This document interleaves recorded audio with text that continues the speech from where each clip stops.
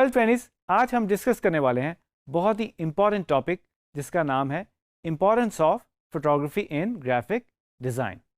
तो मैं इसको फर्दर एक्सप्लेन करूंगा और कॉन्सेप्चुअली बताऊंगा कि फोटोग्राफी क्या है। Photography is a form of story telling. Through photography we capture emotions, memories and do documentation. Photography is also a return ticket to history. Through images, you can see what happened in past. Well, अब अगर हम थोड़ा technically बात करें कि photography क्या है, so photography is all about lighting. No light, nothing can be captured through camera. इसको थोड़ा सा फर्दर एक्सप्लेन करूँगा। यानी कि हम जो भी चीज़ कैप्चर करते हैं, अगर लाइटिंग नहीं होगी तो हम कुछ भी कैप्चर नहीं कर पाएंगे। सो फोटोग्राफी में लाइटिंग का रोल बहुत ज़्यादा इंपॉर्टेंट है। हम अपने सब्जेक्ट के साथ जब डील कर रहे होते हैं तो हम ये डिटर्मिन कर रहे होते हैं कि उसके ऊपर कितनी लाइट पड़ी है, बैकग्राउंड में कितनी लाइट पड़ी है, फोरग्राउंड में कितनी लाइट पड़ी है। तो इन रेशोज़ और टोन्स की मदद से हम ये जज कर पाते हैं कि हमारा जो इमेज है उसकी क्वालिटी क्या निकलेगी और उसका फाइनल रिजल्ट क्या निकलेगा। So light is very important in photography. Layout और कॉम्पोजिशन की बात करूँगा। Strong sense of composition is needed when framing like rule of thirds. जैसे कि आपको मालूम होगा, हमने बात की थी रूल ऑफ थर्ड्स पे, और ये एक सिंपल मेथड है और एक टेक्निक है जिसकी मदद से हम अच्छे रिजल्ट्स अचीव कर सकते हैं। So it's not just a camera, it's the eye and it's the perspective from which we capture our image. इसको फर्दर एक्सप्लेन करूँगा। यानी कि आपके पास कितना महंगा इक्विपमेंट हो, कैमरा हो, महंगा लेंस हो और बहुत सारी इस तरह की गैजेट्स आपके पास हों, उसके बावजूद भी आप अगर अपना मैसेज कन्वे ना कर सकें तो वो महंगा कैमरा और महंगा लेंस जो है वो पर्पस सर्व नहीं करेगा। सो इट्स इम्पॉर्टेंट कि जो आप फ्रेमिंग कर रहे हैं और जो कॉम्पोजिशन कर रहे हैं उसका आउटकम मैसेज में क्या नज़र आ रहा है और आप अपना मैसेज कन्वे कैसे कर पा रहे हैं, आप अपनी स्टोरी कैसे बिल्ड कर रहे हैं। सो वो सारी उस इमेज के अंदर ये चीज़ें होनी चाहिए। सो इट्स इम्पॉर्टेंट कि आपका कैमरा इतना महंगा ना हो। अक्सर लोग पूछते हैं कि कौन सा कैमरा यूज़ करना चाहिए, कौन सा लेंस यूज़ करना चाहिए। वो इम्पॉर्टेंट है, वो एक टेक्निकल डिटेल है, बट ज़्यादा इम्पॉर्टेंट है जिस जज्बे और जिस पर्पस के साथ आप अपने इमेज को कैप्चर करते हैं। In graphic design, why photography plays highly important role. Well, photography is a perfect marriage of design principles and image. इसको मैं फर्दर एलेबोरेट करूँगा। ये एक मुकम्मल चीज़ बनती है जब हम अपने डिज़ाइंस प्रिंसिपल जो हैं वो अप्लाई करते हैं इमेज के ऊपर। जैसे कि हमने डिज़ाइन के अंदर प्रिंसिपल ऑफ डिज़ाइन पढ़े थे, और उसी इंफॉर्मेशन को हम फोटोग्राफी में यूज़ करें तो एक परफेक्ट ब्लेंड बनता है। So our composition and layouts need to have some story telling elements which is achieved by photography. Okay जी, फर्दर बात करेंगे कि फोटोग्राफी का पर्पस क्या है और ग्राफिक डिज़ाइन में इसका यूज़ क्या है।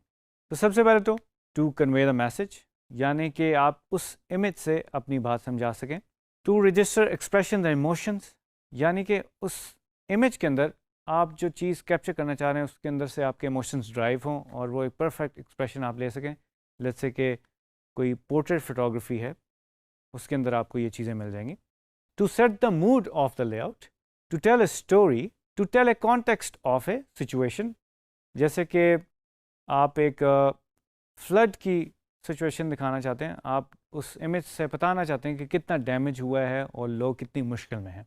टू कनेक्ट ग्लोबली, इससे मेरी मुराद ये है कि पूरी दुनिया में बहुत सारे फोटोग्राफर्स हैं और हम इंटरनेट पर जब इमेजेस सर्च करते हैं तो हमें डिफरेंट कल्चर्स का पता चलता है। हमें यहाँ से बैठ के वेस्टर्न सिविलाइजेशन का पता चलता है, एंशिएंट सिविलाइजेशन का भी पता चल सकता है। हमें अपने रीजन के अलावा और डिफरेंट रीजन्स के बारे में पता चलता है कि उनका कल्चर कैसा है, उनका लाइफस्टाइल कैसा है। सो फोटोग्राफी बेसिकली कनेक्ट करती है आपस में लोगों को। तो जनाब, टाइप्स ऑफ फोटोग्राफी पे बात कर लेते हैं। टाइप्स तो बहुत सारी हैं, बट मैं अभी एक्सप्लेन करूँगा कि बेसिक टाइप्स ही हैं और इसमें से आप फर्दर शाखें निकाल सकते हैं इसकी। सो अगर आपको प्रोफेशनल फोटोग्राफर बनना है और कोई स्पेसिफिकली कोई फील्ड चूज़ करनी है तो इनमें से आप कोई चीज़ चूज़ कर सकते हैं या आप इनमें से सारी भी चूज़ कर सकते हैं। So first option is landscape photography, second is portrait photography, third is wild life photography, next is product photography, fashion photography, architectural photography, editorial photography even space photography, और इसके अलावा और बहुत सारी इसकी टाइप्स हैं। इस इमेज को देखते हैं, ये लैंडस्केप फोटोग्राफी की एक बेसिकली पिक्चर है, और इसमें आप देख सकते हैं कि आपको एक लैंडस्केप नज़र आ रहा है। किसी ने वैन गॉग पेंटर को अगर थोड़ा सा स्टडी किया हो तो उस तरह की इसकी हमें फील आ रही है। थ्रू फोटोग्राफी हम एक तरह की पेंटिंग्स भी बनाते हैं। पोर्ट्रेट फोटोग्राफी आपने अक्सर देखा होगा, बड़े क्लोजअप्स होते हैं जिसके अंदर बेसिकली आपको फेस नज़र आ रहा है और बॉडी का थोड़ा सा पार्ट नज़र आ रहा है। इसको हम पोर्ट्रेट फोटोग्राफी कहते हैं, और इसमें से बेसिकली हम एक्सप्रेशंस और इमोशंस जो हैं वो कैप्चर करने की कोशिश करते हैं। आगे चलते हैं वाइल्ड लाइफ फोटोग्राफी। ये आपने देखा होगा, बहुत सारे चैनल्स हैं जिसमें आपको एनिमल्स की आप बेसिकली फुटेज देख रहे होते हैं, उसको हम वाइल्ड लाइफ फोटोग्राफी कहते हैं। और इस इमेज में आप देख रहे हैं एक वाइड फ्रेम है और एक क्लोज फ्रेम है, और बहुत ज़्यादा पेशेंस चाहिए होती है वाइल्ड लाइफ फोटोग्राफी में। आप घंटों बैठते हो एक सीन को कैप्चर करने के लिए, और वो एक सीन कैप्चर करने के लिए आपको बहुत ज़्यादा मेहनत करनी पड़ती है। फिर आगे आ जाते हैं प्रोडक्ट फोटोग्राफी। आपने वेबसाइट्स पे देखा होगा, जब आप ऑनलाइन कुछ बाय करने जाते हैं तो आप प्रोडक्ट को बेसिकली उसके सारे एंगल्स देखना चाहते हैं कि ये प्रोडक्ट कैसे लगेगी, उसके सारे व्यूज़ देखते हैं, तो वो प्रोडक्ट फोटोग्राफी में आ जाता है। और इसका बेसिक सेटअप करना पड़ता है कि हमें किस तरह की लाइटिंग करनी है, जिस तरह आप इस इमेज में देख सकते हैं। और फूड फोटोग्राफी भी एक तरह की प्रोडक्ट फोटोग्राफी में आ जाती है, जो हम बेसिकली अपने मेन्यूज़ में देखते हैं, और थोड़ी सी क्रेविंग होती है हमें ये फूड की फ़ोटोग्राफी देख के, भूख लगना शुरू हो जाती है। आगे देखते हैं जी फैशन फ़ोटोग्राफी। आजकल जो लॉन वगैरह है और इस तरह की जो फ़ोटोग्राफी होती है उसको हम फैशन फ़ोटोग्राफी कहेंगे, और इसमें फ़ैशन रिलेटेड जो चीज़ें हैं वो कैप्चर की जाती हैं। फिर है जी आर्किटेक्चर फ़ोटोग्राफी। अब आप इस एग्जांपल में देख सकते हैं, इसमें आर्किटेक्चर आपको नज़र आ रहा होगा। एक सर्टन पर्सपेक्टिव से इसको शूट किया जाता है, और इसके अंदर वर्टिकल हॉरिजॉन्टल लाइंस का ख्याल रखा जाता है। कुछ जगहों पे नहीं भी रखा जाता क्योंकि इंटेंशनली उसको अचीव करने की कोशिश की जाती है। और इस इमेज में हम देख सकते हैं एक परफेक्ट मिरर लाइक हमें एक इमेज नज़र आ रहा है। जो हमारी बिल्डिंग है वो हमें पानी में भी उसकी रिफ्लेक्शन नज़र आ रही है। उसी तरह आप कॉरिडोर्स और मज़ीद आर्किटेक्चरल जितनी भी स्टाइल्स हैं उनको कैप्चर करते हैं। फिर आगे बात करते हैं एडिटोरियल फ़ोटोग्राफी। एडिटोरियल फ़ोटोग्राफी बहुत ज़्यादा इंपॉर्टेंट है। न्यूज़ में, मीडिया में जितनी भी फ़ोटोग्राफी इस तरह की चीज़ें यूज़ होती हैं वो उनको हम एडिटोरियल फ़ोटोग्राफी कहते हैं। और इस इमेज में आप देख सकते हैं 1947 में लोगों ने हिजरत करना शुरू की, इंडिया से पाकिस्तान आए और पाकिस्तान से इंडिया की तरफ गए, तो उसको किसी फ़ोटोग्राफर ने कैप्चर किया। और ये इमेज हमें बेसिकली हिस्ट्री में ले जाता है कि कितनी मशक्क़त, कितनी मेहनत से लोग पैदल एक जगह से दूसरी जगह मुंतकिल हुए।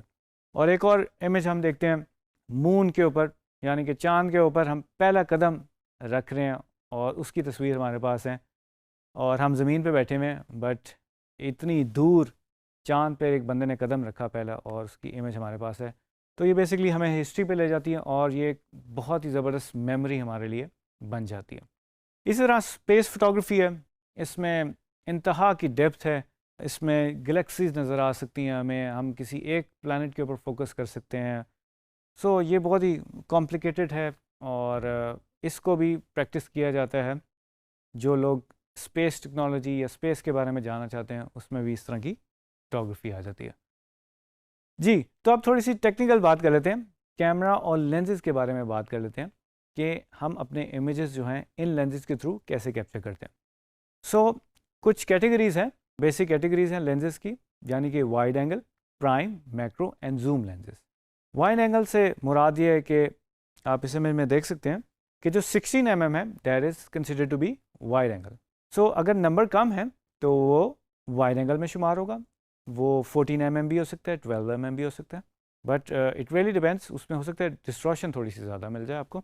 और जैसे ये नंबर बढ़ता जाएगा वो कन्वर्ट होता जाएगा जूम या टेलीफोटो लेंसेज में। और प्राइम लेंस की अगर बात करें तो लेट्स से कि एक नंबर है कोई 50 mm या 70 mm, तो उसको हम फिक्स लेंस भी कहते हैं, यानी कि उसको मैं जूम या जूम आउट नहीं कर सकता जो मैं सीन कैप्चर करना चाह रहा हूँ। सो वो प्राइम लेंसेज या फिक्स लेंसेज में शुमार होता है।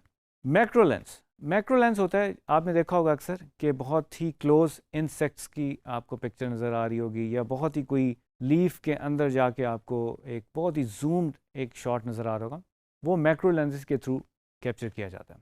अब बात करते हैं जूम लेंसेज की। जूम लेंसेज का फ़ायदा हमें ये होता है कि हम दूर बैठे एक दूर की चीज़ को फोकस कर सकते हैं और कैप्चर कर सकते हैं। लेट्स से कि मैं वाइल्ड लाइफ फोटोग्राफर हूँ और मैं कहीं दूर बैठा हूँ और मैं बर्ड्स वगैरह को डिस्टर्ब नहीं करना चाहता, मैं बर्ड्स की फ़ोटोग्राफी करता हूँ, तो मैं दूर बैठ के बर्ड्स को आसानी से कैप्चर कर सकता हूँ इन टेलीफोटो और जूम लेंसेज की मदद से। ओके, कैमरा और लेंसेज की बात हो रही है, तो इस एग्जाम्पल को हम देख लेते हैं। एक वाइड एंगल पे शूट हुआ हुआ है जो कि 16 mm है, और एक जूम लेंस है जो 200 mm पे शूट हुआ है। सो वाइड एंगल में हमें फ़ायदा क्या हो रहा है कि मैं जिस जगह पे खड़ा हुआ हूँ उस एंगल से मुझे एक वाइड तस्वीर नज़र आ रही है, राइट। और जूम लेंस का फ़ायदा मुझे ये होगा कि अगर मैं कहीं दूर खड़ा हुआ हूँ और मैंने दूर के सब्जेक्ट को कैप्चर करना है, जैसे कि आप इस इमेज में देख सकते हैं ये बर्ड कहीं पे दूर है और उसको मैं कैप्चर करना चाहता हूँ, तो मैं जूम लेंस यूज़ करूँगा। सो ये फ़र्क है वाइड एंगल और जूम में। G20 तो थोड़ा सा और टेक्निकल बात कर लेते हैं कैमरा लेंसेज के बारे में। कॉन्सेप्ट ऑफ फोकल लेंथ क्या है, यानी कि फोकल लेंथ क्या होती है कैमराज में। जो कैमरे का सेंसर है और लेंस का जो ग्लास है उसका जो बीच में डिस्टेंस है ना, उसको हम फोकल लेंथ कहते हैं। वेल इस इमेज में आप देख सकते हैं कि 15 mm से 600 mm तक की फोकल लेंथ आपको नज़र आ रही होंगी, और जो 15 mm है वो बेसिकली आपको एक तरह का वाइड फ्रेम दिखा रहा है, और जो 600 mm है वो बहुत ही नैरो है, जो बिल्कुल एंड वाला आप देख रहे हो। इसका मतलब ये है कि बहुत ही दूर से एक सब्जेक्ट को कैप्चर कर सकते हैं। और इन बिटवीन आप देख रहे हैं कि हमारे पास डिफरेंट लेंस की कैटेगरीज भी नीचे लिखी हुई हैं कि वाइड एंगल के बाद और कौन कौन से लेंसेज आ रहे हैं। Well this is your personal preference. अगर आप वाइल्ड लाइफ फोटोग्राफर बनना चाहते हैं या स्पोर्ट्स फोटोग्राफर बनना चाहते हैं तो शायद आपकी प्रेफरेंस जूम लेंस हो, क्योंकि दूर बैठ के आप बेसिकली पिच पे जो लोग एक्शन में हैं उसको कैप्चर करने की कोशिश करेंगे। उसी तरह से अगर आप लैंडस्केप फोटोग्राफर बनना चाहते हैं तो आप वाइड एंगल का इंतखाब करें, या पोर्ट्रेट फोटोग्राफर बनना चाहते हैं तो शायद आप फिक्स या प्राइम लेंस यूज़ करें। तो this is your personal preference कि आपकी रिक्वायरमेंट क्या है। Well it is best if you are graphic designer and photographer both, यानी कि आप ग्राफिक डिज़ाइनर हैं और आप अपनी फ़ोटोग्राफी भी खुद करें अपने प्रोजेक्ट्स के लिए, अपनी असाइनमेंट्स के लिए, तो ये बेस्ट कम्बिनेशन होगा। क्योंकि अगर आप सिर्फ ग्राफिक डिज़ाइनर हैं तो आपको किसी को हायर करना पड़ेगा, या आपको स्टॉक फ़ोटोज़ यूज़ करनी पड़ेंगी, या आपको इंटरनेट पे फ़ोटोज़ सर्च करनी पड़ेंगी। सो इट्स बेटर कि जो आप लेआउट क्रिएट करना चाह रहे हैं, एक पर्टिकुलर एंगल आप कैप्चर करना चाह रहे हैं, अगर आप ख़ुद उस जगह पे मौजूद हों तो आप बेहतर तरीके से कर सकते हैं, क्योंकि लेआउट की और कॉम्पोजिशन की अंडरस्टैंडिंग सबसे ज़्यादा आपको होगी। अगर आप ऐसा नहीं कर सकते तो आप अपनी रिक्वायरमेंट फोटोग्राफर को ब्रीफ कर सकते हैं और बता सकते हैं कि वो इमेज कैसे कैप्चर करे और आपकी रिक्वायरमेंट क्या है। G20 तो उम्मीद करता हूँ कि आज के टॉपिक से आपने काफ़ी कुछ सीखा होगा और आप जान गए होंगे कि फ़ोटोग्राफी की इम्पोर्टेंस क्या है और फोटोग्राफी की टाइप्स क्या हैं। तो आई होप कि आप इसको प्रैक्टिस करेंगे और ग्राफिक डिज़ाइनर के साथ साथ एक अच्छे फोटोग्राफर भी बनेंगे, ताकि आप अपनी लेआउट और कॉम्पोजिशंस को मज़ीद स्ट्रॉन्ग कर सकें फोटोग्राफी यूज़ करके। तो फ्रेंड्स मिलते हैं नेक्स्ट वीडियो में एक नए टॉपिक के साथ।